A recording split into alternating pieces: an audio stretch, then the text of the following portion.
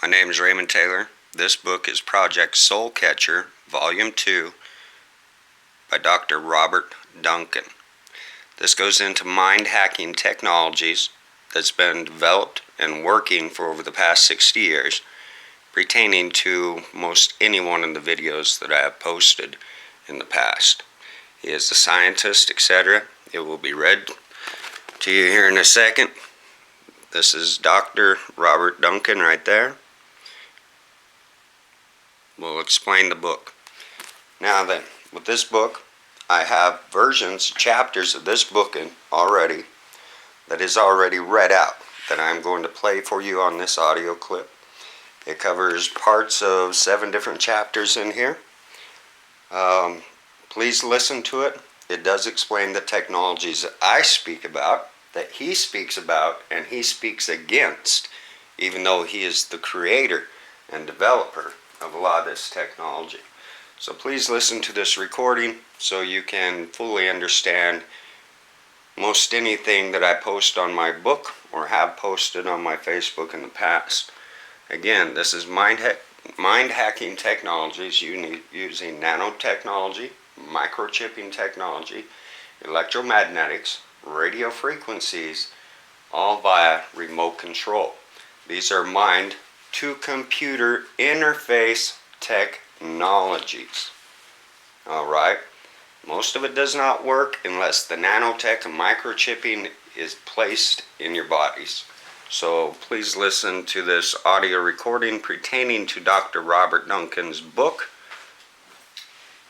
And I do recommend anybody and everybody to buy this book for full knowledge and understanding. Thank you. Okay, Robert Duncan. The Mind Hacking Strategy Group is a consortium of consensuous scientists who report the abuses of science. Robert Duncan holds multiple degrees from Harvard University and Dartmouth College in applied sciences and business. He has worked on projects for the Department of Defense, CIA, and Justice Department in his career. This book is, Robert Duncan is the author of Project Soul Catcher Volume 2.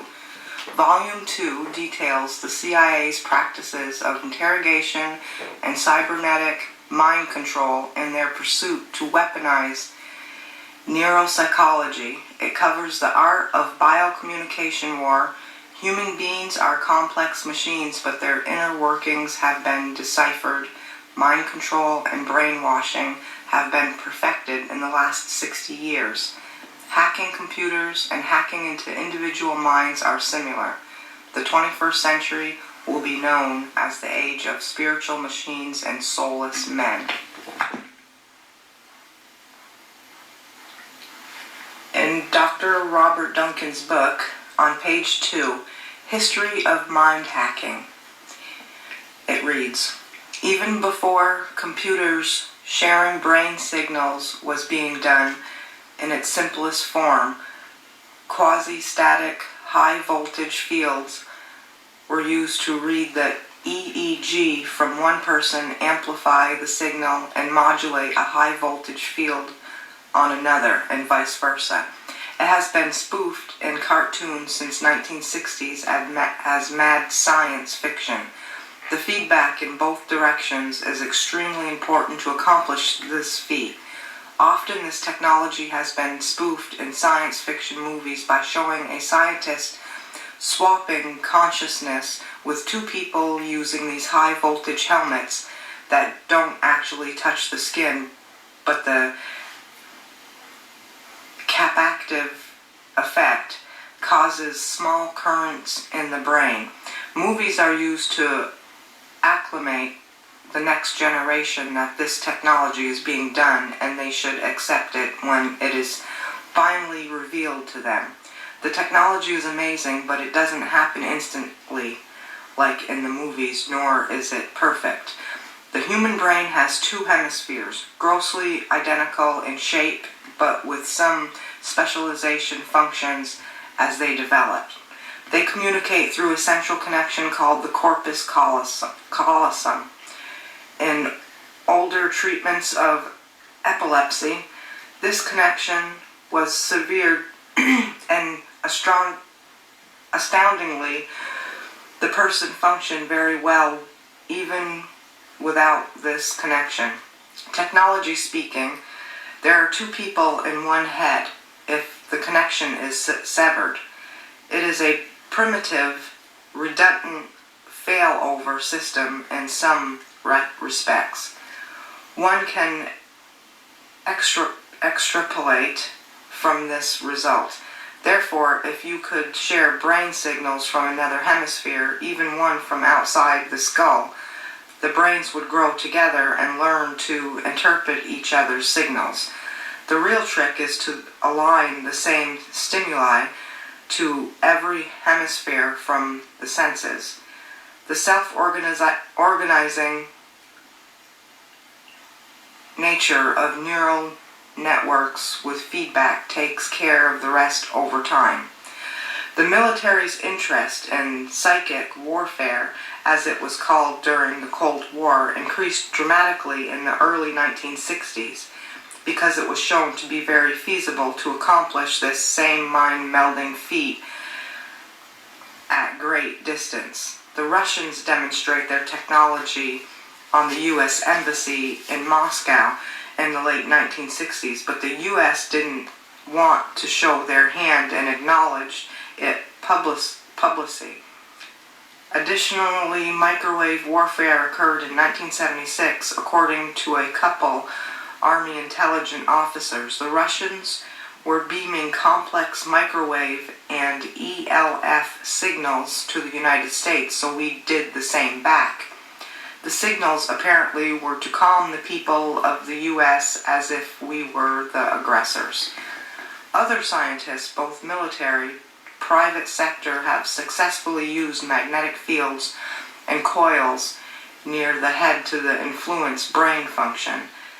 And the patent office is filled with brain modulation technology using a whole range of radio frequencies and microwave frequencies to affect and induce brain signals and entrapments.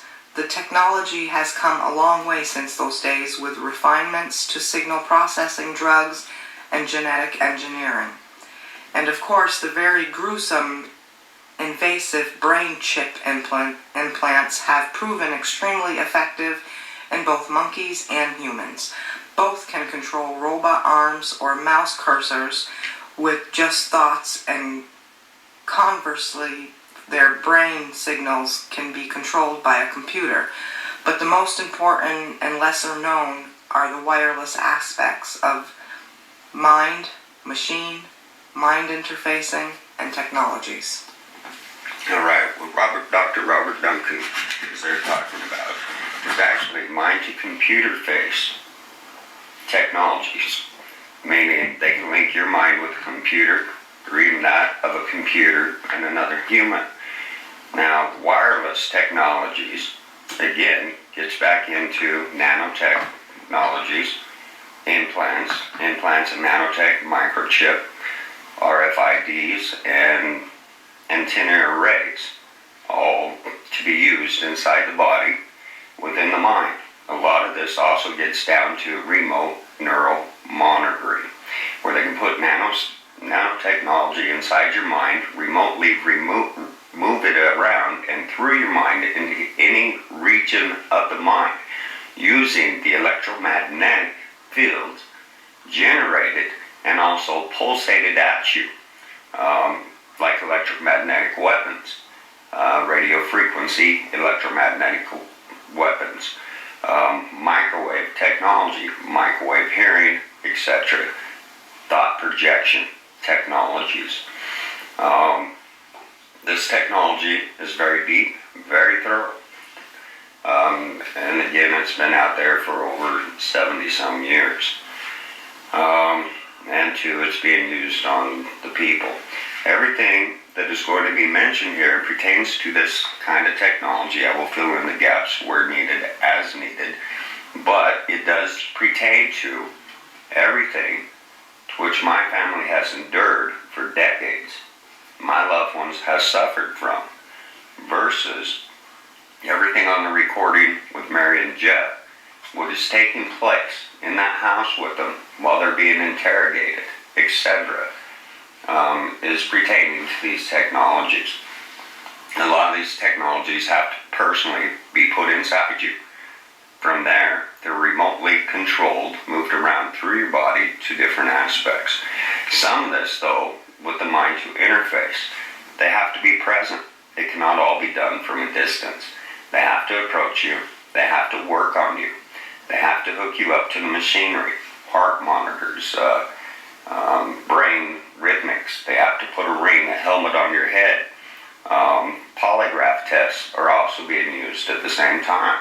Also demonstrated and spoke about on the recording of Mary and Jeff when they're being violated in their home and being interrogated and questioned on these aspects.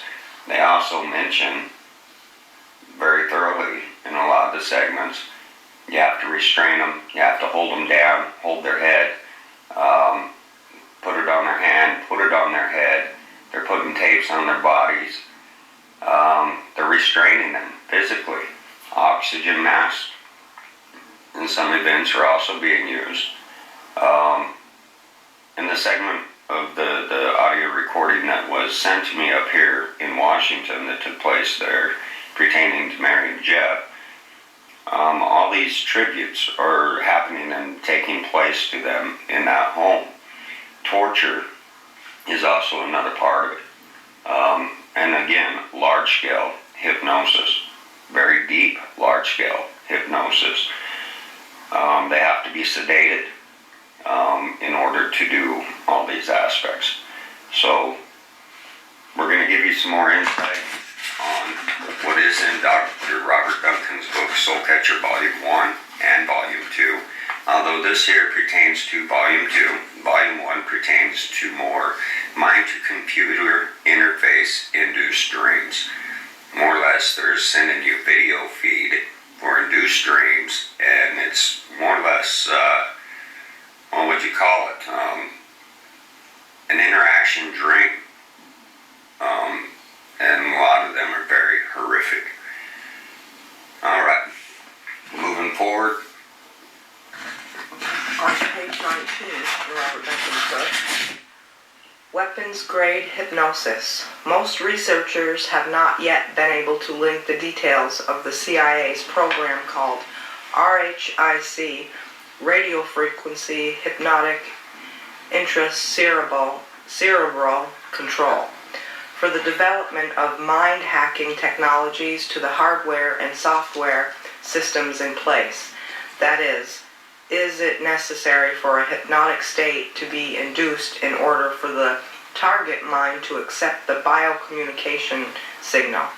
There is even disagreement about what the EEG pattern of someone who is hypnotized is supposed to look like. Some researchers claim it is the desynchronizing of the two hemispheres of the brain. Clearly, a forced hypnotized state in a target has many benefits to creating programmed people and having the target mind accept subliminal or overt biocommunication suggestions. But it is necessary or a limitation of the way biocommunication weapons need to work in order to play and map other brain signals to a host mind. The comparable state in the computer hacking world would be a remote-controlled zombie, a computer that has been zombified with a piece of code that turns the computer into a slave. Anytime it wants, perhaps could be considered hypnotized. The remote controller can suggest anything to the target machine, and it will perform the instructions even while the legitimate user is on the machine running their software.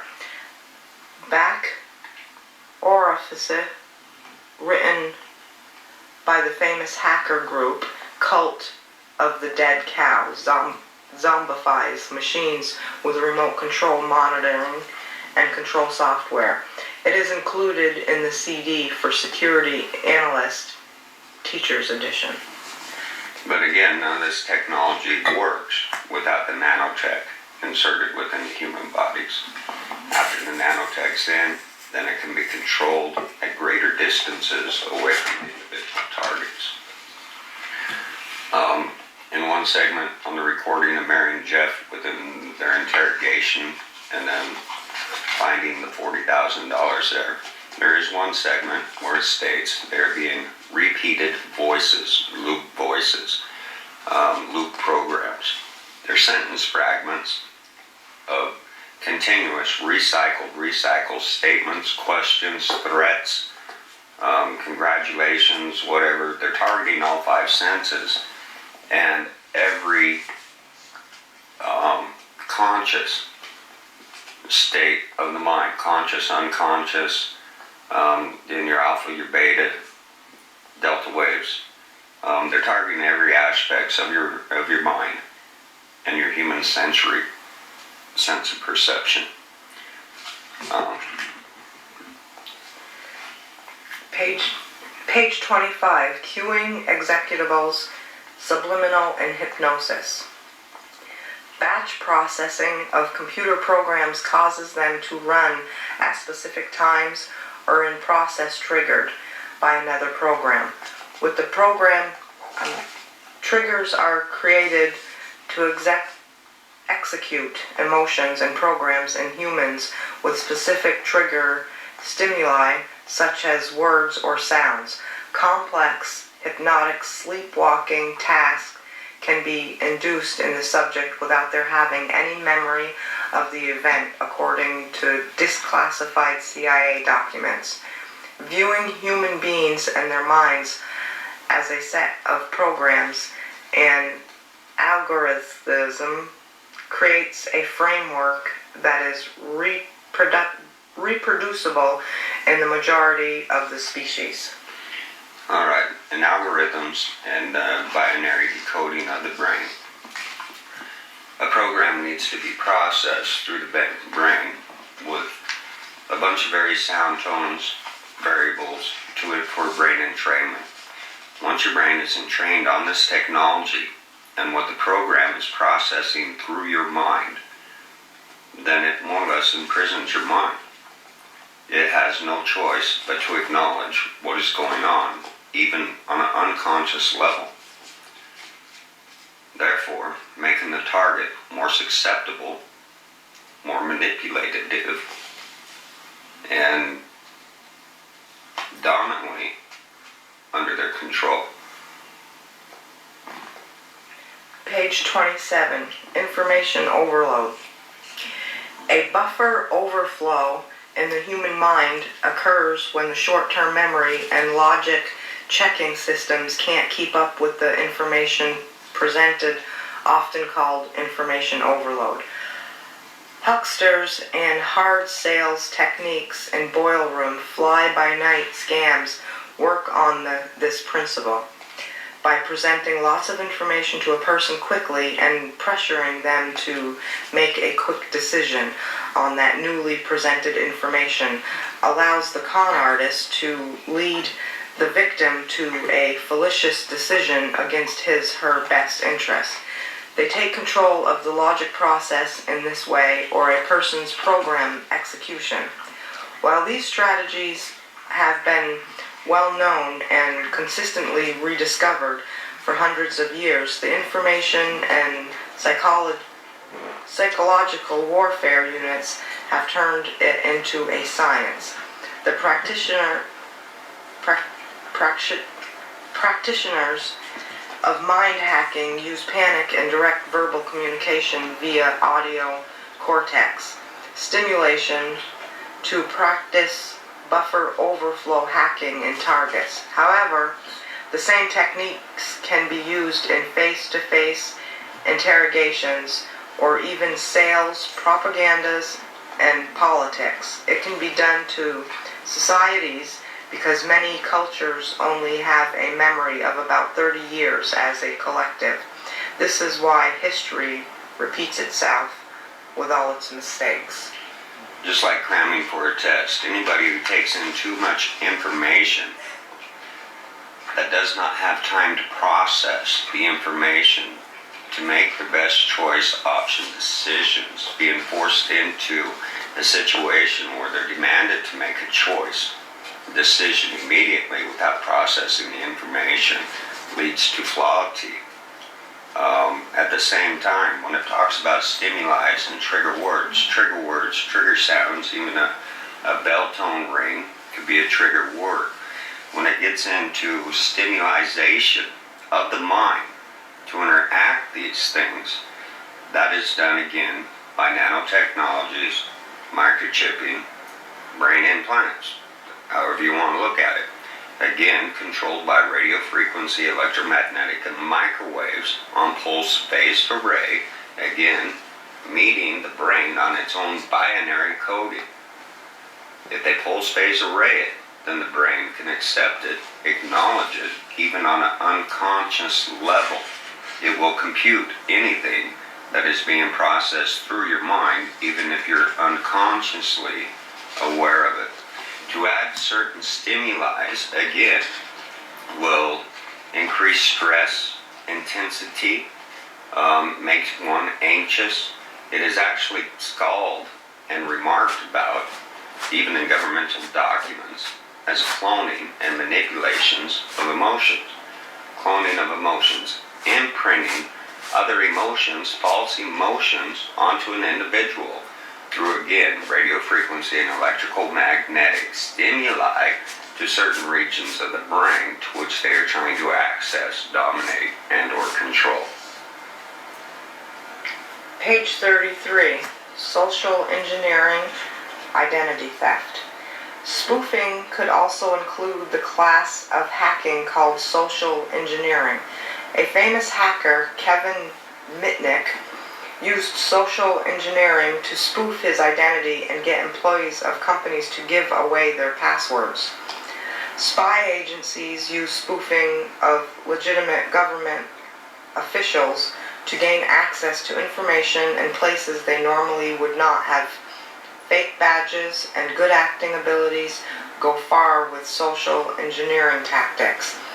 Spoofing emails is easy and described in detail in the suite of hacking tools for educational purposes only. Included on the CD that came with this book, Teacher's Edition, if one had the inkling, one could make another individual run around town, move to specific locations, or apply for certain jobs, all with falsifying web pages and email spoofing. Legitimate sources. If you had the ability to intercept phone calls and emails, you would be able to almost entirely control someone's life without too much risk or suspicion. See communications warfare. Along these same lines, phishing is a form of spoofing too, by sending out what looks like legitimate email from a bank or credit card handler to hundreds of thousands of people with a link to click on, and in order to update information, a hacker can get most people to unwillingly give away their passwords. The emails are spoofed with a fake return address, and the internet link sends the user to a spoofed website that looks exactly like the real one, except the address is slightly different. The person enters their username and password on this fake website. Their life savings can be cashed out often weeks before they even notice. Furthermore, their entire identity can be stolen and further debt racked up. A vindictive hacker can even destroy relationships with spoofed emails, phone calls, letters, and like the CIA uses this technique to isolate their human experimentation projects. Now, in the less familiar world of mind hacking, voices can be spoofed just like on a telephone. U.S. military used voice transmission software to mimic the enemy's military leaders. Voices in phone and radio communications to misdirect them. The direct neural stimulation of audio cortex frequency perception circuits can put voices in the head of the target or throw voices from any direction, called ventriloquism. see voice of God weapons for other scripts used to spoof religious deities in order to manipulate a target. Using fascinating technologies to change a person's appearance and voice, doppelgangers can be done with the computer-generated images and voice transformation technologies for virtual spoofing. Facebook has had a problem with this kind of identity theft. Well, this is more or less referring to, again, microwave acoustics. This is microwave hearing and acoustics, radio frequency, binary coding, and again, mind-computer interface using these technologies. What it's referring here to is with the government's technology, they can actually duplicate anybody's voice, anybody's brain patterns, anybody's everything, re-record it, and or use it under false pretense. So, if they wanted you to hear your mother's voice talking to you in a dream, they could duplicate that same voice and bring up a conversation with you within your dream, while they're pretending to be your mother. Most likely, if you're open with your mother, you will respond back within your dream in the conversation or the communication between the fraudulent mother, while you're interpreting it in your dream as your mother. Another thing I'd like to point out on that, not just on the dream aspect, but identity theft, so-called aspects and a lot of things we've presently gone through consistently since, again, before 2010. There's only a few offices within our nation that holds our personal information. That pertains to our parents' name, birth date, social security numbers, their medical records, their parents' maiden names, etc., clear down to who we are as individuals, our personal information, our birth dates, our social security numbers, first, last name, addresses, the same information that you would use for your phone company to have your utilities hooked up. There is only a few data banks across this nation that holds all that information. One would be your doctors. Two would be the government. Third one, I don't know. But them two do hold this information. A lot of times to get utilities hooked up and or canceled, you need to use this information. To alter your utilities, you need to use this information. Most of your doctors, if you speak to them on the phone, and even if you walk into the doctor's office, even though they see you, they're used to you coming in frequently, they will always ask you, what's your name, what's your date of birth, and possibly even your social security number to identify you other than just by visual identification. And having access to your credit cards, this and that, your information, anybody can use them, access them, and again, cancel your utilities, cancel your credit cards, ring bills up on your credit cards. They want to claim that only hackers are the ones that are stealing this information. That is not true. There's a lot of departments out there constantly using this information on for or against people. So that is a very serious aspect, especially when we have gone through so much of that. Immediately after my mother's stroke, and even the time when I was detained for speaking out on this technologies, etc., and what we were personally going through. People would call up using my mother's personal information, using my wife's personal information, based on our utilities, our insurance, our gas companies, our satellite bills, dishes, and so forth. And they would constantly cancel all of our services, meaning we had to pay a cancellation fee. Then when we get a bill and find out that we don't have any, or we're trying to pay a bill, we never received one, they tell us that we canceled it. They said that we gave them our specific information. We called them up. We gave them our specific information, so they canceled it. At no time did anybody ever call up to cancel any of our stuff by my wife, by my mother, and or myself. It is a needed necessity for a motel. Same with our mail. You know, we have so much problems with our mail. There's only a couple of departments that would know when your mail's going through, and or to detain it, to stop it, to cancel that shipment, that order, or to prevent that mail from coming to go. We've had thousands, literally thousands of issues pertaining to our mail, even that of registered mail, with tracking numbers where they have to sign for it, etc.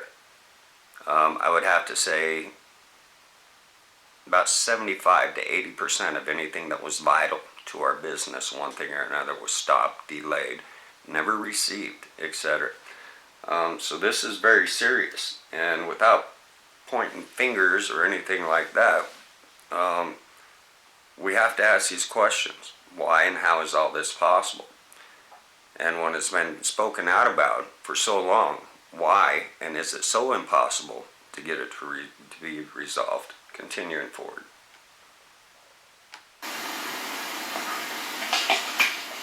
Page 35. Noise generators, jammers, and scramblers. White noise is defined as a uniform random distribution. The reality is that computers don't actually generate a pure random number. They generate random numbers using a complex deterministic algorithm with a seed value sensitive to initial conditions. Radioactive decay is used for true random signals generation with sophisticated analysis and massive computing power. The built-in random number generates of personal computers can be reversed engineered, endangering certain types of encryptions. White noise only occupies a particular part of the spectrum or is not uniform in its distribution. It is called pink noise. Noise generators are a kind of jammer on the CD that accompanies this disc. Companies and plans are included for white noise jammers to block cellular phones, TV signals, and radio reception. Teacher's edition only. In the first volume of this book, signal to noise ratio was analyzed in biocommunications and radar signals. It is important in all communication and signal intelligence theory. Jammers work on many different theories depending on the type of signals that are to be jammed. Overpowering the receiver with noise is the most basic strategy of jammers, but newer technologies have increased the sensitivity of the receiver's decoder using error correction, adaptive, echo feedback, and ultra-wideband techniques. Jammers and scramblers are also studied in the field of electronic warfare, which uses radio frequency interface to disable equipment. Devices like the wave bubble can send out a counterpulse or broadband noise to jam radio and phone communications. However, changing electromagnetic polarity direction needs to be taken into account in such jamming devices. Low frequencies waves are very difficult to jam to, requiring much power and setup to exactly cancel out the influence. Here what they're actually speaking about is your TVs, your radios, etc., even your cell phones. Anything can be used to send messages on a binary thing, or what they would call the subliminal messaging. And then again, it does get into how they can disrupt your phone calls. They can intercept your phone calls and send it to another phone. They can prevent you from contacting anybody that you try to contact or need to get a hold of.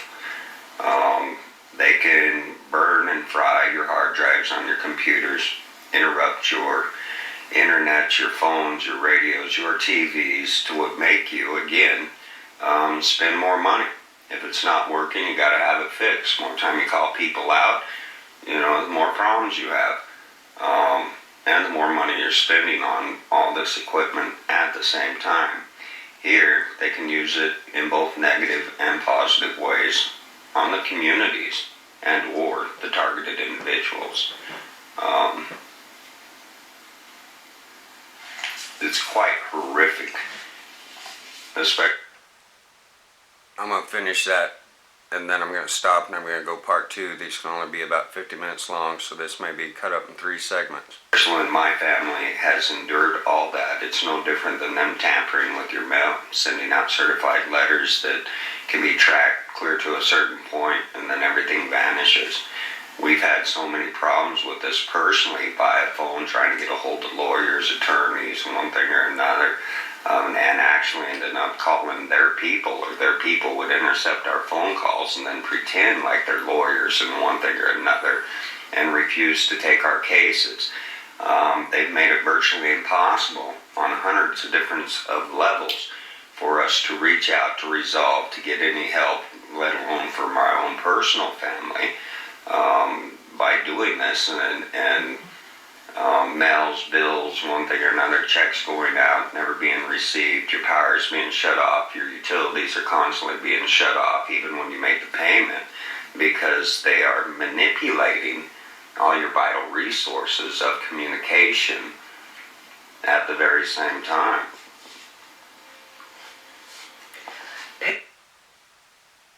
All right. Part 2.